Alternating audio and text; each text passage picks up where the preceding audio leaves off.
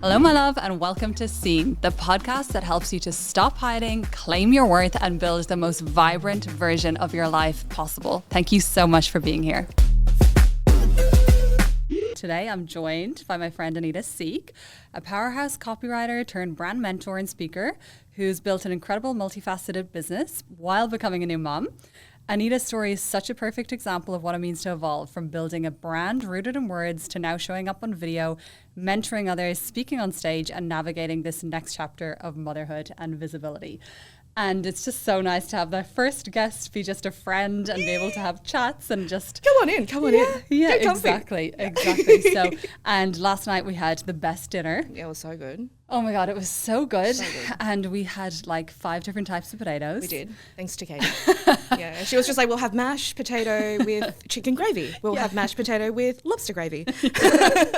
Plain mash and garlic potatoes So with a little bit of steak on the side. So first question is a tough one. What was the best potato dish? I really, really like the potato mash with the chicken gravy, which, to be honest, is probably like an elevated version of just like the thing that you get from one of those like canteens that you get. But it's just at a very nice background, you know what I mean? Oh my God. Yes, exactly. That's like probably a good thing for branding. It's like you just have music in the background. And it's like they vibes. actually got from KFC. Yeah, but a nice setting. Yeah. That's probably that probably like summarizes what we're going to like dive into today a little bit. So I'm so excited to talk to you because you've been in business for ages, and I feel like we kind of got into business around the same time. Yeah. And like, you know, also have had kids like relatively around the same time and have just like really evolved in this business journey together. And you've gone through different iterations of your business, and yeah, I'm so excited. So I'd love to first start by like, can you take me back to the beginning, to the early days? When you started your business, what did it mean back then to like be seen? So, you know, you were obviously starting your business, you were wanting to get clients, wanting to grow your brands. How did you see things back then? Like, what did that mean to you? Yeah, you know, it's interesting because for me, when I first started Wordfetti, it was meant to always be just a side hustle, you know what I mean? I was in a corporate job, I was a lawyer, I've got my stable paycheck, like this was supposed to just be a little thing that I was going to have on the side. So my idea of what it meant to be seen was very different. I was scared of being seen, if I was to be honest, because there was the one part where I'm like, what if my, you know, current employers can kind of see me? What if my, you know, mum think, like, you know, so there was a lot of fear and a lot of just wobbliness, if I was to be honest, for definitely the first year. Even the second year, I remember, Kady, my first photo shoot, you'll laugh at this, my first photo shoot, I was wearing sunglasses. Who wears sunglasses on a photo shoot? Yeah. Who does that? Me. That was me. That was how scared I was of being seen. I was not used to being in front of a camera. I didn't know like where do I put my hand? Like when I'm posing, like do people like what do people do? So I think for the first year or two, I was very scared of being seen, and I would hide behind the logo. I would hide behind the Canva graphics and all of that. And then I quit my job, because Wordfetti was starting to just organically grow. And I remember when I first started to do this, started to tell my story a bit more, that, oh my God, it was like I was letting go of this armor. And I was starting to just build connection with people who I've never met on the interwebs, would slide into my DMs, would just talk to me and confess and be like, wow, that really resonated. And that all started with me being like, I am terrified of doing this post at the moment for the last like year or two. I think if you scroll back enough of Wordfetti, you'll probably still find that post. And I was terrified of showing my face and just no fancy filters back in like 7-8 years ago when Instagram first started. It was like what was it? Valencia. Like, yeah. It was just like 5 filters. Yeah. So for me back then, I was scared of feeling seen. I then started to test the waters of, hello, what do you guys think? Okay. And I started to attract, I guess, my people. And I'm a bit weird. I always say, like, if you're friends with me, you're friends with me, you're weird. I say that if, like, you start to show up authentically as yourself, you start to then attract just your aligned clients, your aligned people, and it just feels so flowy. You know, like, so for me, I don't know if this is answering your question. I definitely feel like I was scared. I then started to show up, and I feel like now in this current era, which is really interesting because I just had, well, no, I didn't just have, she's 1 year old. No, 1 year old. That's still pretty recent. That's pretty, that was like yesterday. It was literally 2 days ago. Yeah. 2 days ago, she was 1. Now, in this current era, I'm also navigating through, like, what is this era of being seen looks like now in the realm of motherhood and being a business owner, which I'm still, obviously, still navigating. Like, how much do I want to share of that in what I do now, you know? So, yeah, like, as you said, it's consistently evolving. Always evolving. I'm so excited to dive into that with you as well. And so, because I remember like back in the day, I feel like you were really consistent. Like I would have looked to you to be like, wow, she's really smashing it on Instagram, really consistent, you know, getting a lot of great engagement. And so like, what was it that pushed you to even like be more visible? Was it like, because I find that people have this kind of conflict. It's like, is it just like you have to say, okay, I'm going to be consistent, whether I'm feeling it or not, I'm just going to show up? Or was there like a more purpose, you know what I mean? Like that you just felt like you needed to express yourself. Like talk to me about what was driving doing this. What has always driven me to show up, and it's still true to this day, is just I get the most excited when I see people's eyes light up, when they get an aha moment, when they're like, oh my God, what you just said just there completely changed the way I approach copy, or you just make copy and messaging so much easier for me. And I'm now showing up and telling people, and now that I've revisited my website, or I rejigged the website, or you rewrote my website, I'm getting all these inquiries. And that was like a dopamine hit towards, for me, when I could literally see the impact of words. When I can equip people with the ability to share what their zone of genius is and find the right language to do that, I could see the ripple take place literally in front of my eyes. And that was what I have always been driven by. I love stories. I love stories. I love storytelling. I love just getting to know people on a deep level. Like, I don't want to talk about the weather. Like, I want to, like, what's your trauma? I hate small talk. Let's go there. I hate small talk. I hate small talk so much. I'm like, just tell me like the worst thing that ever happened to you. Like, I want to know. I love that question, you know? So for me, like, I guess it's copywriting and messaging and telling people's like story. You have to get deep, and I love that. And I feel like so many people are so good at what they do, but because they do not have the verbiage, the language to communicate that, that's where it stops. They don't, like I always say, like you can be so good at what you do, but if you do not know how to communicate that, no one will ever know about you. No one will ever see you, and no one can work with you. 100%. And I love that because you're kind of basically talking about making it of service. It's like you're not thinking about yourself, you 100%. think about them. But what I find is like, and I agree, when you start seeing that ripple effect, like it's like a dopamine and it's exciting and you're like, wow, amazing, I'm making a difference. But what about that like part before that happened? Do you know what I mean? Where it's like there hasn't been the claps just yet. Yes. You know, like you're still in that like messy ground. Like, is this even helping anyone? Like, what am I even saying? Who am I? Like, like, what am I? What is life? Yeah, like, how do you move through that? There's two things I want to say there. I always get really nervous before I speak on any stage. Even sometimes, like even things like this, I get a little bit like nervous. I'm like, what will people think? Like, there's a little like inner gremlin. I call her Tamara. Like she will just be like, you know, what will people think? Like all of that. But I always come back to this, which really helps me, which is the power of one. Yes. Like I'm not for everyone. Yep. But also for me, if I can just impact just one person that's in the room, if I can just impact one listener who's listening to our conversation today, that is why I'm showing up. That is why I'm here. And, you know, at the beginning stages, I think everyone would be lying if they would be like, it is hard to show up when there's no claps. But also, you've got to remember you're not showing up. As soon as you think of showing up and trying to get the claps, you're doing it for yourself. Yeah, 100%. Yeah. Like, you've got to really shift the conversation, the narrative to, you know, the people that you want to impact. And that is such a subtle shift. But if you can really start to see and feel like, why are you like showing up instead of I've got to make sure it's absolutely perfect before I do, you then start to show up, create from a space of just purpose and impact, as opposed to just trying to get the claps. Because there are going to be days when you don't get the claps. 100%. There are going to be days when you don't make that sale, when you've posted something.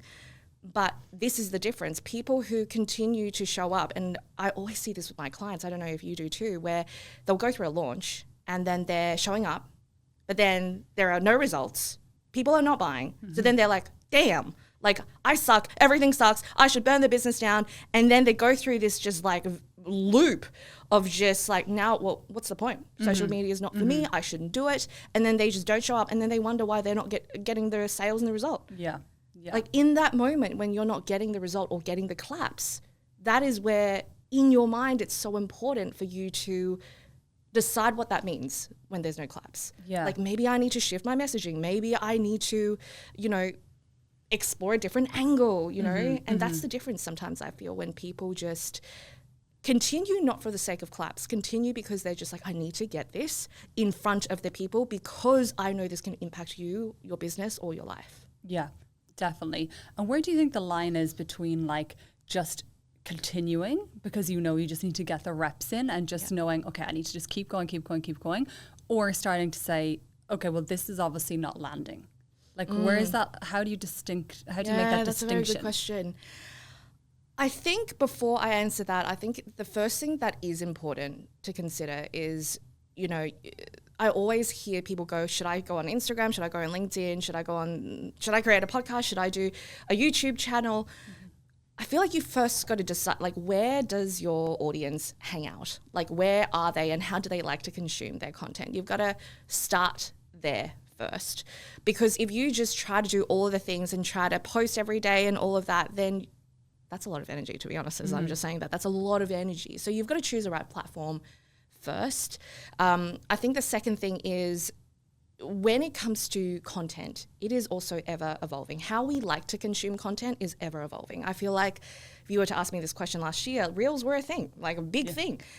Not to say it's not a thing as much right now, but like I feel like a lot of the long form storytelling carousel posts are coming back, because people want that deeper element of connection. Like I think yesterday we were at an event together and they talked about how carousels are getting the biggest engagement. But depending on when you're listening to this episode in 2026, maybe, then that might be different. Yeah. Then. So I think it's also important to realize that how your people like to consume content may change. You've got to find your own rhythm.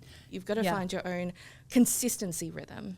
Definitely. And I, like what I find, and I'd love to hear your take on this, but what I find personally and seen from like clients and things like that is that often it's not just the content in and of itself. Like content is a byproduct. Yes. Because it's like your energy and your passion, and then content is just like a byproduct and a means to get that out there.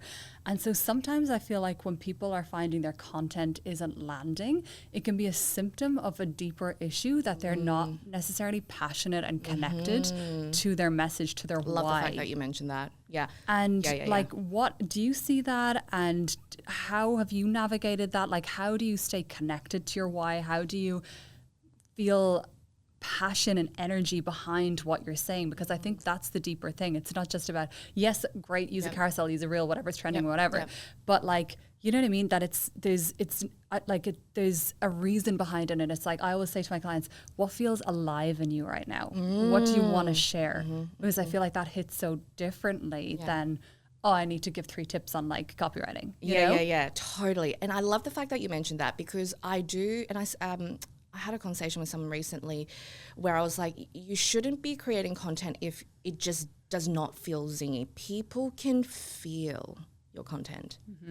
If you are creating content from a space of, I've just got to make the sale, I've just got to pop a post up, I've just got to tick the box, people can feel that. I truly believe when you create content from a space of this energy where you're just like conviction, just like unapologetic, I need to get this message out, that people can feel that. Definitely. Like in your words, in how you show up on camera, in like, even if it's no camera, people can feel it in your language and in your words, you know? So I definitely agree. Like you need to feel that element of passion, zing, just conviction with what you're saying. Now, why do people feel wobbly? Because I always say, if you wobble, your audience is going to wobble. Yeah. How can you expect your people to confidently buy from you if you yourself are not confident in what you're putting out there? And I see this so often where, you know, you see someone on stories and they're like, hey guys, and it's always high pitched. Hey guys, like I'm just like jumping on stories really quickly, and I just wanted to really quickly, like, and immediately you're just like, oh, they have that almost like fawn energy, almost like, hey, It's like an ick. Hey, Yeah. like a little mouse, you know. So I think it's so important. Usually when I hear people or see clients like that, there's usually a wobbliness of just not knowing how to best speak to their people. So there's a few things that I'll probably say. I think the first thing is when you're creating content, video, carousels, a podcast, think of that one person that you're talking to. But we hear this so often, right? But what does that actually mean? Like, I literally want you to visualize and think of that person as though you're sitting next to them. Think about all of their fears, like they're writing you a letter being like, oh my gosh, Kady, like I am so scared of showing up online. Like I feel like there's people that's probably going to judge me. I'm scared of saying the wrong thing. I'm scared of getting cancelled, but I know it's important for my business. So like you're thinking, like literally visualizing in your mind, like what are they saying to you? And then you create content from that space. It's like, I hear you. It's scary to jump online and to show up, and maybe, your old boss might look at you, blah, blah, blah, might judge you. And sometimes you might make a typo or say the wrong thing. But here is what I want you to remember. Like then you create content from this space of you're continuing the conversation that's already happening. Yes. And when you continue the conversation that's already happening, it lands because people are like, whoa, Kady, are you in my head? Are you in my brain at all? Yeah. So that's one of my favorite things to do, where you're literally just continuing the conversation. Yeah. The second thing I'll say when you want to create content that really resonates is you really want to make sure that you obsess over the problem that you're actually solving. And when I say obsess over the problem you're solving, you need to also see how that shows up in your audience's life. So that you can almost, I call it like a surveillance camera style thing. So you can literally reflect it back at them. Specific in the details. So specific. Not just like, oh, they're feeling overwhelmed. Yeah. You know what I mean? It's like vague. They're going to the fridge at 12 o'clock, 1 Right. o'clock, 2 o'clock to keep 100%. getting snacks, like if you're in your health or whatever. It's like, what I'm are like, they wow, filthy. specifically doing? How'd you get surveillance in my house? But literally like that. But that's exactly what I mean. Like when you can literally see how that problem shows up in your audience's family life, in their finances, in their home life, then you can literally be like, you know, you've opened up your phone wanting to create a caption, but you're backspacing every single time. You're saving all of these reels for ideas, but guess what? They're all sitting in your email or reels graveyard because none of it gets posted. Like you get so specific in particular. So then when your audience reads it, they feel called out. So this is like an element of just identification content where they're just like, whoa, are you talking to me? Whoa. That's another thing that I love to land on when you feel like you really want to create content that's going to get people being like, whoa, are you in my head? Yeah. I always say to people, it's like when you call someone's name, their head turns. You know, like if I'm like Anita, you're like, and it's like if you say something that someone is specifically doing, they can't help but be like, oh, you know what I mean? That's for me, and take notice. And it's that attention piece, you know? But I'd love to know, because this is all amazing. I think there's such great tips, but I feel like even with that, and I know all this stuff myself too, I myself fall into this trap where I'll like, you know, sometimes everything's going good and then you hit a wobble like in your personal life or in whatever, and you just become a bit disconnected to your message and you kind of fall off the wagon a little bit. Or just, you know, get disconnected to your why. And I'd love to know, because obviously that's like a massive shift that you've gone through in your career, from starting from having to like wear glasses at a photo shoot, like literally hide, like that is a lot of work to now like be even sitting here in front of lights and cameras and be comfortable and confident. Like, yes, maybe you are still somewhat like nervous and ahead of things, but you know, you're still very capable of doing it. So like, what was the inner work that you had to do to be able to kind of get there? Oh gosh, Kady, how much time do we have? Damn. Oh, like I wish I could just give you a straight up answer. And I'm like, I don't think that work ever finishes, right? No, like it's like a freaking onion. You peel one layer and it's just like, well, okay, you there too. You know, so I feel like, you know, there's a few things that come to my mind. I think the first one that comes to my mind is I really just have come to the stage where I just do not care about what people think. How did you get there? I feel like I'm not here to please everyone. That's not my purpose. Like, I know some people may find me very weird. Some people may find me just not their cup of tea. Some people may feel like I'm just very high energy, whatever. So I know I am not for everyone. I am not here. My purpose is not to please everyone. I can't please everyone.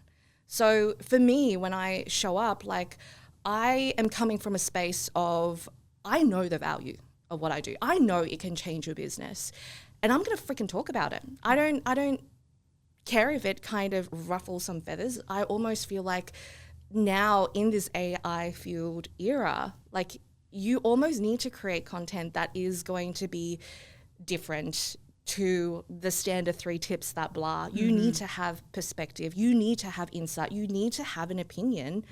And that will ruffle some feathers, you know? So for me, it's interesting because, like, even when I reflect back, like 8-9 years ago, I feel like that's probably when we first met. I was being safe with my content.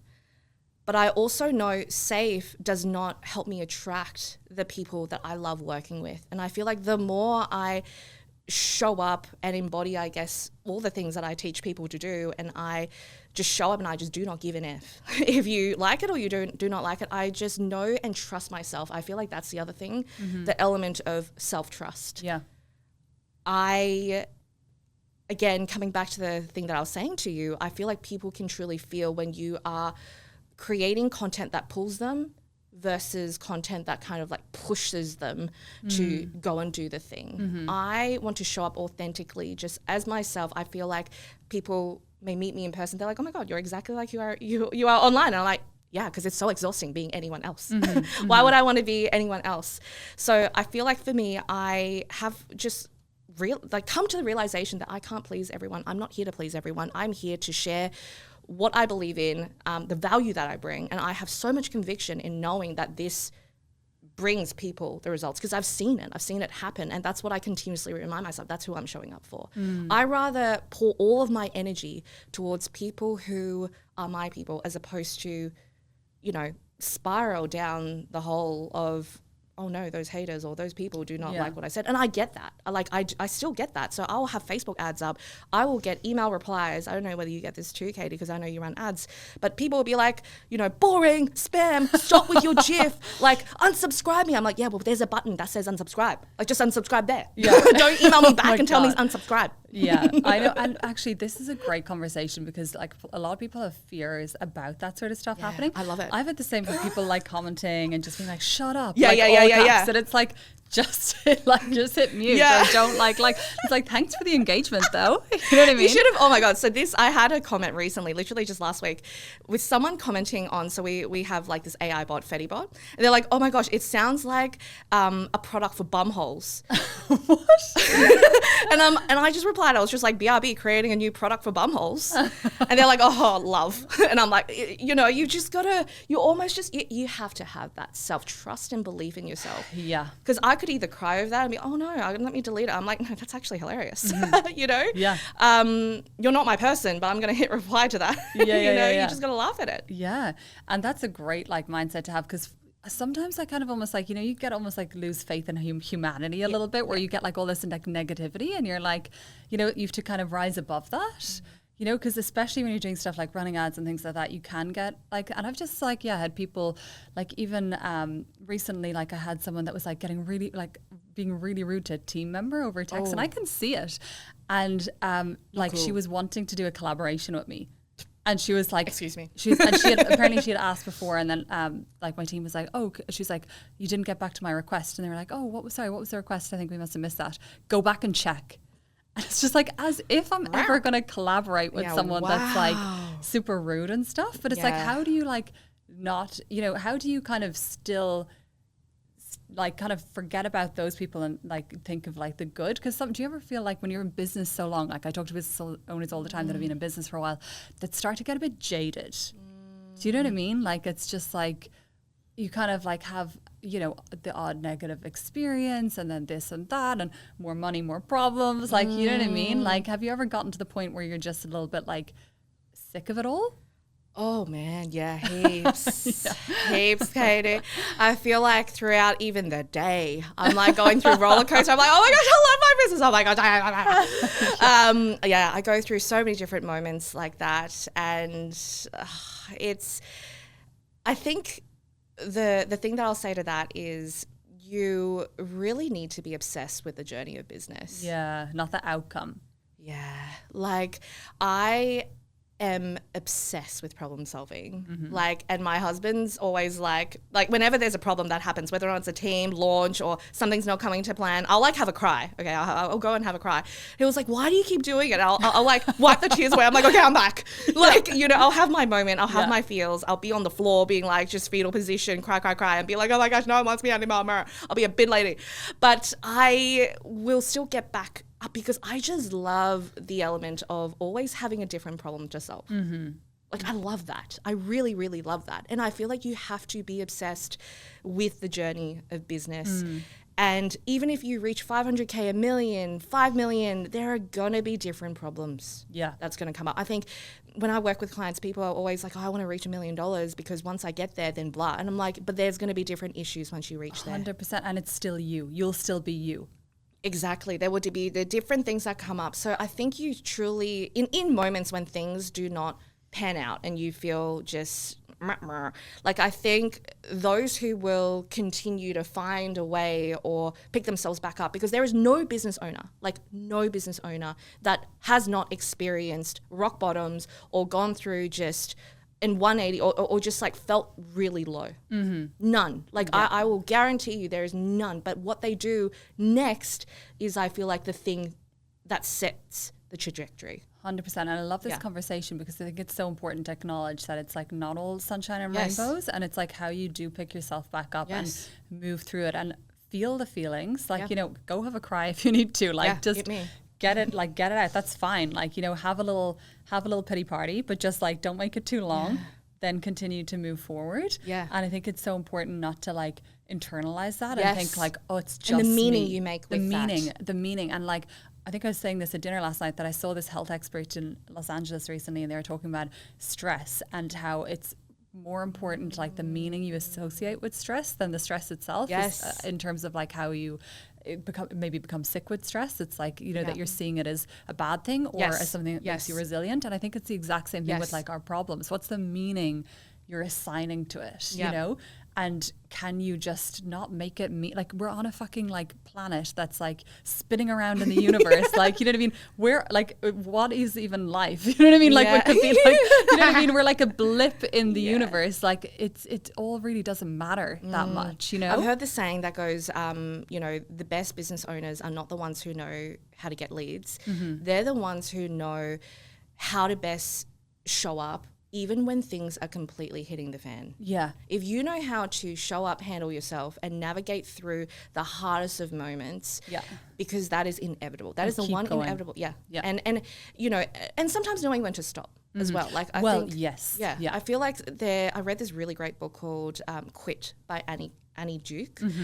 Incredible book which it talks about how I think sometimes our grit and determination just wants us to keep pushing and keep going, but sometimes it's also knowing when to be like, you know what, that is not in alignment. And I definitely felt that, you know, even with the agency, when I was really growing the agency, I just kept on pushing and pushing and pushing. And one of my mentors asked me, he was like, you know, why do you keep trying to, like, I see your eyes light up when you're talking about A, B, and C in your business, but then it's a completely different tonality when you're talking about growing the agency. Like, what part of growing this agency does it serve for you? And I had to pause. I was like, oh, damn. I literally said to him, and I was starting to cry, I was like, because I don't want to fail. And that is not a good reason. That is not a good reason to keep pushing on. That is not the right alignment reason for you to continue just because you want to prove yourself wrong. Like, it's no longer in alignment. And this is such an important nuance, I think, to this whole conversation, because it's like, yes, it takes determination, but everything we're talking about, whether it's content or the business, it all comes back to that inner knowing of that self-trust, and that, you know, even when finding your voice, what you're doing in business, it's like, does that feel right for you? Are you expressing your truth? And I think that's something you and I both did, but I would love to say proactively, and like we just saw it coming and made the moves. I feel like for me, definitely, it was all done the hard way, because it was like I did all the wrong things to then make me realize like the right things to do. No, that was like me too. But we did take action, and I think that does take bravery and take courage to burn down the business that you have, to say this is no longer resonating. And I think that's such an important thing to note, because I think a lot of people listening, if they're feeling, I'm just not connected to my content, I'm not getting anywhere, I'm not da-da-da. Sometimes it's the deeper question of like, is your business still in alignment? Can you hand on heart say, I am so passionate about what I do? Yes, that does not mean you're going to have every day is the best day ever. That's not going to mean you're not going to have hard moments. But do you feel like momentum and excitement and energy about what you're doing? And if not, you don't have a content problem. Yes. You have a bigger problem. Not to say it's not fixable, because it is. It's just about coming back to what is that underlying issue. Yes. And I think that is so applicable to so much in your business too. Like when I usually say, when you find yourself overthinking, when I find myself overthinking, second guessing, wondering, entering into people pleasing mode, that is a sign for me that something is not in alignment. Like that to me is like something is not in alignment here. Like, and that for me is usually like a nudge to kind of be like, whoa, why do I feel so wobbly? Why does this not feel good? Why does this not excite me? You know? And I want, like, my work now, like, it absolutely excites me. Like, and I can hold on heart say that. And I feel like I said, people can feel that when you feel that. Yeah. And that's so important. It's so important. And it's so interesting for me, even doing like marketing, like paid ads, like things like that, and seeing that certain things, even though all the logistics are right, all the numbers are stacking up, all the campaigns are looking good on paper, but something's not working. And often it is that like alignment piece. It's like maybe you're going through the funnel and everything's looking good, you're getting cheap leads, etc. But then they get to the sales call and there's just no passion there, no conviction, you know? Or, you know, they're just not feeling, or you get the clients, but then, you know, they keep dropping off, or they're getting refunds or whatever, because it's like it's this something. So you can't trick the system of this. Like you can't skip the alignment piece. And even if you do try and it might work for a bit, I feel like it catches up with you somewhere. You know what I mean? So this is such important things to do. Do you have like a practice that helps you identify when things are like falling off track, or is it more of just like an internal knowing? Yeah, you know what? There was an exercise that I did, I feel like 3-4 years ago. That was my rock bottom. Like that was when I was severely burnt out through growing the agency. We were growing the digital arm as well, and I was growing both, and I was just burnt out and not happy, to be honest. And I did this exercise. It's from this, I might butcher the name, but it's like, I think it's Designing Your Life. I don't know whether you've heard of it. It's by 2 Stanford professors who created the design thinking methodology. Really great book. That book like changed a lot for me. Wow. I'll briefly go through the exercise in case any of the like you guys want to go through it, but it was game changing. So what it did was it invited you to get really clear on your life view and your work view. So you can Google this, by the way. You can Google the questions that it asks you, but it's got like in your life view, what it ultimately gets you to identify is, what does life mean for you? What does it mean for you? What does it mean if you had money? What does it mean? What does death mean in life? What does family mean in life? What do you feel like is the purpose of life? And it's got a series of questions, which is fantastic. That really gets really deep into uncovering what life means for you. So you identify all the things as to what life means for you. And for me, it's the element of learning, legacy, impact. So you identify these things that are true for you. What is life? Learning was a really like big surprise for me. Like I love, you know, that I feel like that's why I love problem solving. I always learn something from it. When things don't go well, I am like, that's data. That is info, you know? Exactly. So learning's always a big component. And then it also identifies your work view. So what does work mean for you? So again, it's got a list of questions. You know, what would it mean if you did the work for free? Like it's just all these different questions to help you identify what work, good work, fulfilling work is for you. And I think that's also really helpful for us to uncover, because I think going from uni to work or a corporate job like me, like I never considered what good like work is. I'm just like a paycheck. You give me money, holidays, paid leave. You never really stop to consider what does a good life look like and what does good work feel like and look like.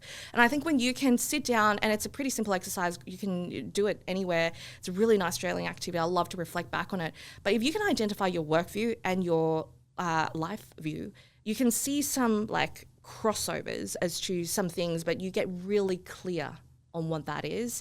And then you start to look at your calendar. You start to look at how you run your day, how you show up. Does it align?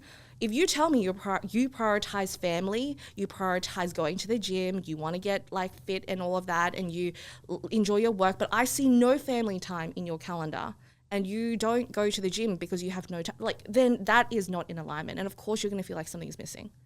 I always feel like we are like a pie. Like there's like a pie. Like you're not 100% work.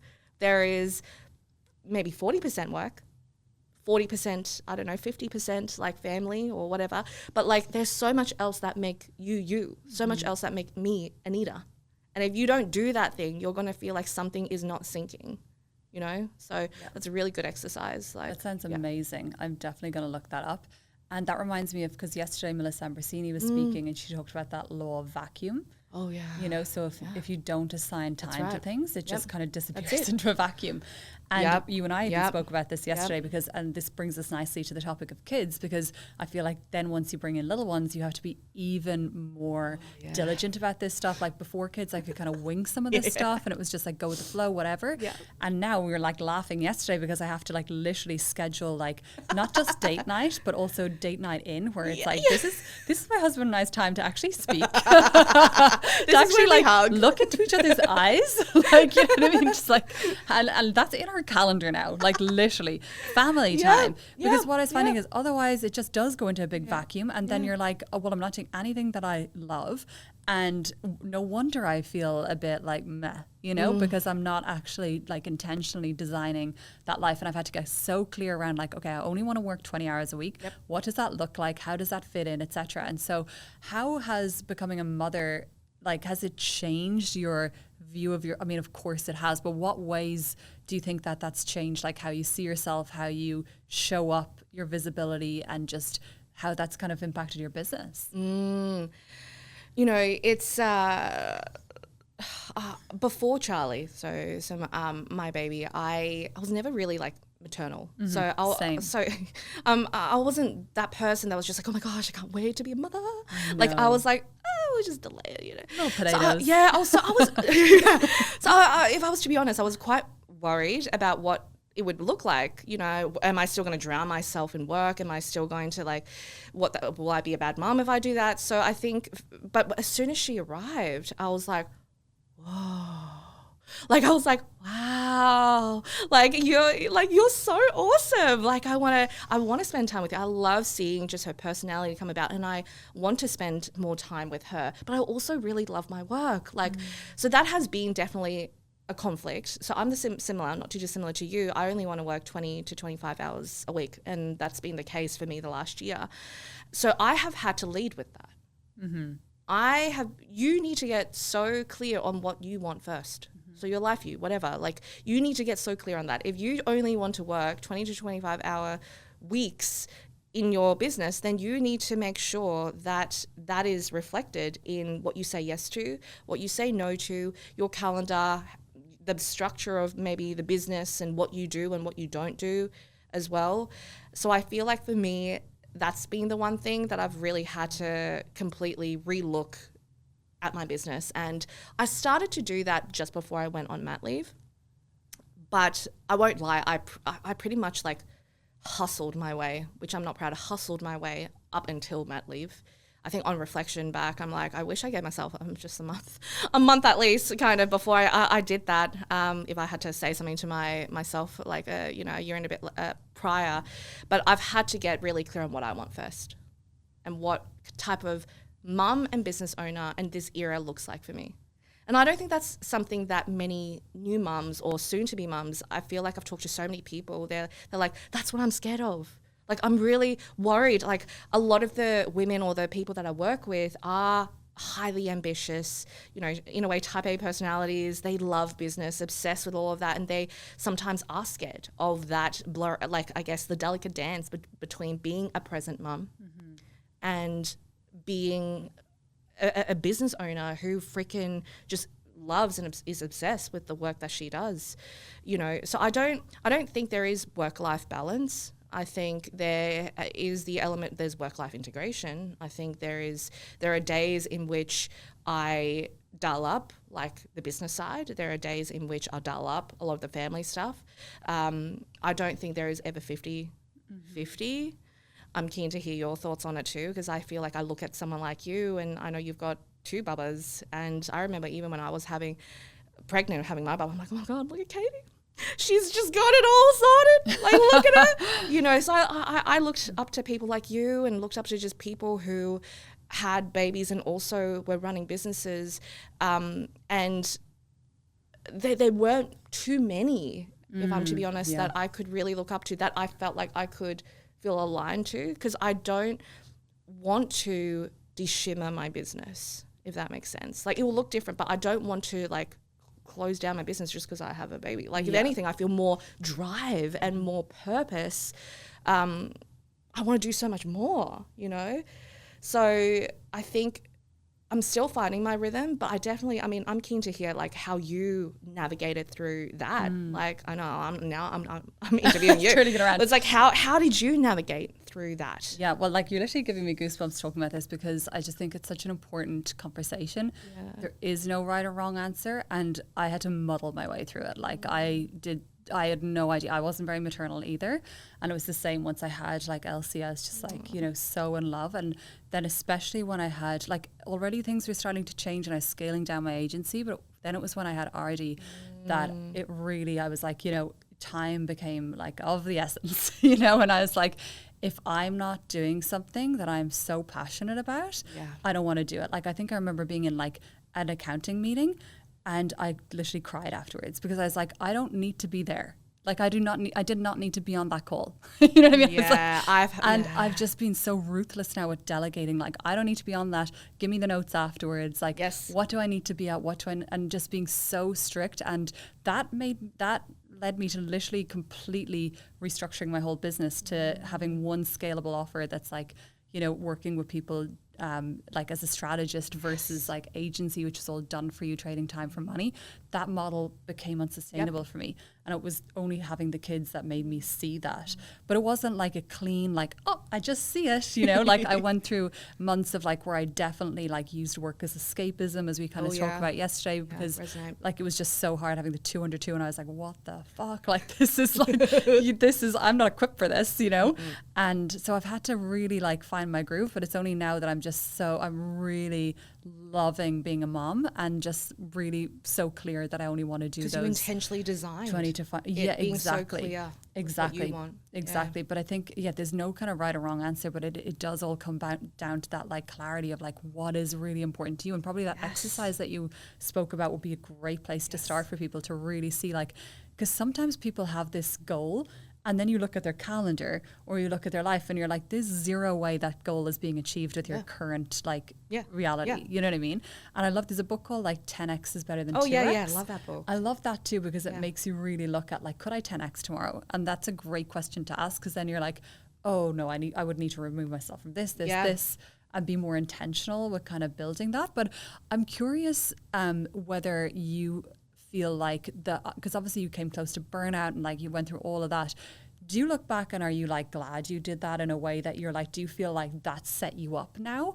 Or do you feel like you still have to continuously kind of work on your visibility and things like that? Like, do you feel like you needed to go that hard at the start, or do you look at it and be like, I'm so glad I did because I'm now in a better Is it like place? From the beginning stage of the business? Yeah, that's a good question. I feel like I was very just unafraid, the first couple of years. I almost felt like I had nothing to lose. Yeah. I'm just like, meh. Like if it lands, it lands. If it doesn't, meh, whatever. Yeah. I still have a job, Yeah. you know? So I feel like there is that really beautiful naivety, or I don't know, just like courage that, not that I don't have it now, but it feels different. Yeah. I feel like there are more eyeballs. I feel like people will look, and if I fail, there's people are also seeing it too, you know? So that it feels different now. And I feel like at the beginning I was meh, whatever, do whatever, you know? So I definitely hustled, if I'm to be honest. I hustled for the first 3-4 years. Yeah. I was so consistent. I was posting every day. I was creating content. I was writing like blogs. I was like back in the old days, like I would just create content. But one thing I know to be true is I always created content from a space of just like in the heart. I don't create anything to tick a box. Yeah. I don't like creating content from that space because people feel it. So I only put things out there when it feels good for me. So that's one thing I've always done. And I feel like what has helped me isn't actually just social media though. Yeah. A lot of it was in connections and relationships. And I'm talking about the thing that you cannot really automate. Yeah. Like the thing that will take time to, like, it's handwriting Christmas letters. I still remember my hands will fall off and break off every Christmas. Even to this day, it's been 8 years, I'm still handwriting hundreds of Christmas cards and my hand is literally about to die, but I am still going to do it because every single time I'm writing that Christmas card, I'm so grateful. I'm so grateful this person's invested in me, in our business. And in that way, I feel like they feel it too. They're like, oh my God, that person or Anita just hand wrote me a letter or sent me this, you know.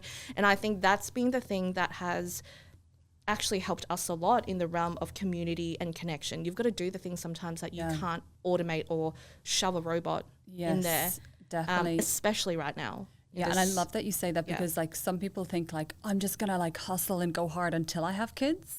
But what you're kind of showing is that like, yes, you can work hard, but it's actually just being more intentional with what you do as well. Yes. And also I think it's like it's impossible to know what life is going to be like after kids. So there's not really like, I feel like it comes back to just being like in the present moment too, because it's like do what feels right for you now and with intentionality rather than looking to the future like once I have kids I need to get to X before I have kids, because you don't even know if you're going to want the same business after. You know, and it's like it's not just killing yourself before kids that's going to do 100%. That, it's the intentionality. So I love that because I think that's what a lot of people think. You know, I definitely had an element of that it's like I have to get to like X before I can have kids. So yeah, that's awesome. And so now, because obviously you've just talked about like you only want to show up with intentionality. Obviously we're on a time crunch with kids and stuff. You don't have much time. So do you find that you just are kind of posting less? Like what's your relationship now with building your brand? Yeah, I like this conversation because I feel like it's, as a copywriter, as a, you know, marketer myself, like this came very easily for me, like before kids.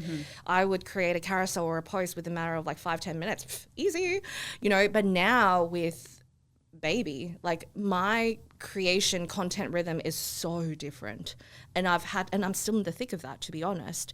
I can't just write off like 2-3 days and just record mountains of podcast episodes, and I can't just whip out, like it doesn't come as fast. And I think sometimes I'm so frustrated at myself for that too. But I'm also trying to be kind in the fact that I need to find my new rhythm now, like now being a mum and still wanting to create content. So for me, it looks a lot more different. I have like, for me, I need to lean back on what is easy for me. So I've actually created an automation and a bot where I can voice note, and then it syncs to a bot that I've created that has my content strategy. Then it then feeds Airtable into like the content ideas. So sometimes it's just in the car, I brain download, I talk to this bot. Love it. It's an app called Cleft, and then I have like a series of automations behind it where it then just organizes my thinking. So I'll have like creativity bursts where I do that, and then whenever I'm wanting to create and I'm in that flow, then I can sit down and be like, oh, yeah, that's the idea. Because now what I'm finding is I can't just sit there, find the idea and just write it. No. I have different moments where I'm like, oh my God, creativity burst. So then I'll like talk to this app, and then I don't always have the time to like sit there and write the thing. Yeah. So I've just got to find different rhythms and different systems. I love that so much, because I think also like people are like, you know, clients that I work with and things like that, they'll just lock themselves in an office or whatever and try and like make content. And I just feel like that's the worst way of doing it. Like go for a walk, do something fun, and then voice note, or like what comes to you, what feels alive in you. I love that. And find the way that works for you. And what makes it easy, because I was finding myself like the other day, I was like going back and forth with like a video editor, giving them feedback on like a video that I recorded. And I was getting so frustrated with all the back and forth because like I don't have time for it. And then I was like, wait, I created this problem. You know what I mean? Like, why am I even doing this content type? Like, it's so not like, it's not a good season of my life to be doing anything that's tricky for me. Yes. And then I also have to ask myself the question, like, do I need this? And look for evidence. I always love to look for evidence. Like, there are so many people making multi-million dollars a year that do not do face-to-camera educational reels. Do you know what I mean? I don't need this content type. And so I really, that's even this podcast, it was like, I love having conversations. Like, this is a great way to have fun, to express, to have conversations. And byproduct is snippets for Instagram. And so it's like looking at your life, like, what do you love doing? How can you have fun doing what you love, and then make content a byproduct and make it easy, especially in this season of our life where it's like, but the thing is, it has to be intentional. I don't mean easy, like ChatGPT, make me 5 posts for this week. Like, it has to have the energy, but I would much prefer to see a post that is like not designed, it's just a photo or like a really simple carousel, but it's like a real story, like it's a real thing that's happening for you. And I don't mean it has to be like your deepest, darkest secret, but it can just be like a story, something that's happened that's real. Doesn't mean you have to be talking about like your fight with your husband you just had, or like, you know what I mean? It can like be about the coffee order this morning or whatever, but it's real. Do you know what I mean? And I love that you said that, because it's just like you're working with the moments that you have where you're feeling it, and then in other times putting that together. So you're kind of working with what you got. And I think as moms of like, you know, relatively new babies, kids, we have to work with what we got. And, you know, we can't just sit there being like, it's so hard for me. We've got babies and we've got this, and like, this is so hard. Everyone has hard. Like, every single person has something hard. So true. And it's like, how can you turn your challenges into strengths? Because the thing is, people will relate to you that you have a baby. Can you talk about that? Can you talk about, this is my new content process with a 1-year-old? You know what I mean? Amazing. Who's like, people will love that. So it's like, how can you look at what you have right now, what's happening for you, and make that a positive, and make that a connection point rather than like a disadvantage. Totally. And people would go through, like, people go through the same thing, like you said, like, and people would find that so refreshing. Instead of being like, here are 3 ways that you can create better content, it's like, here is how I've had to completely change my content system after having a baby. You know? Yeah, exactly. And just being real. And then that takes away the question of like, oh, I'm not feeling it with my content today. Great. Talk about what you do when you're not feeling it. How do you get out of that funk, you know, and make it relevant to your business? But like, work with what you have. It's not about trying to pretend to be amazing all the time. It's like, talk about the real things and then make it about them, like the points that you made before. What do they need to hear? So it kind of shifts that whole conversation. So thank you so much, Anita. This is like, I could talk to you for like another 3 hours. This was amazing. I've got like 3 slightly rapid fire questions for the end, although I'm a bit like, they're a bit deep for rapid fire. So let's just see how we go. Getting us in a room. Okay, what is one thing that people can do to connect more deeply with their purpose? I feel like you really need to dull out the external noise and dull up the internal. And I think sometimes people are scared of that. Or sometimes people have never really done that because they've grown up in an environment where people have always told them what to do. I know that was true for me. Like, so much of even like becoming a lawyer was not really my thing. It was what my parents wanted me to do.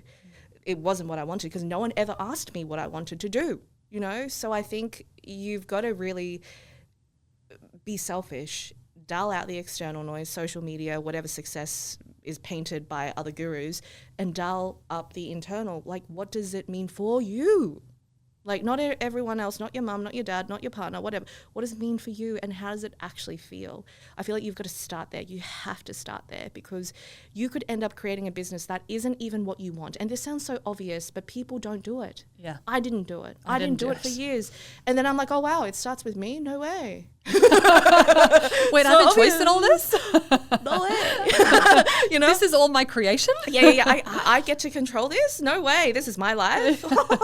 You know, so it sounds so obvious, but people don't do it. Yeah. So I would say that would be the first thing. Yeah, amazing. What is one simple thing we can do to look after our mental health better? Have the first meeting in your day to be with yourself. And I don't care if it's just 5 minutes or 10 minutes. I know for me, sometimes it is just 5 or 10 minutes in the day. Take that extra few minutes, I don't know, making that coffee and be so present doing that. Making that matcha, that green tea, whatever. Like take some extra, the first meeting you should have is with yourself. And because then that ends up becoming a ripple. That could completely set the scene for the rest of your day. So the first meeting with yourself. I love that. And what is one thing we can do to amplify our visibility?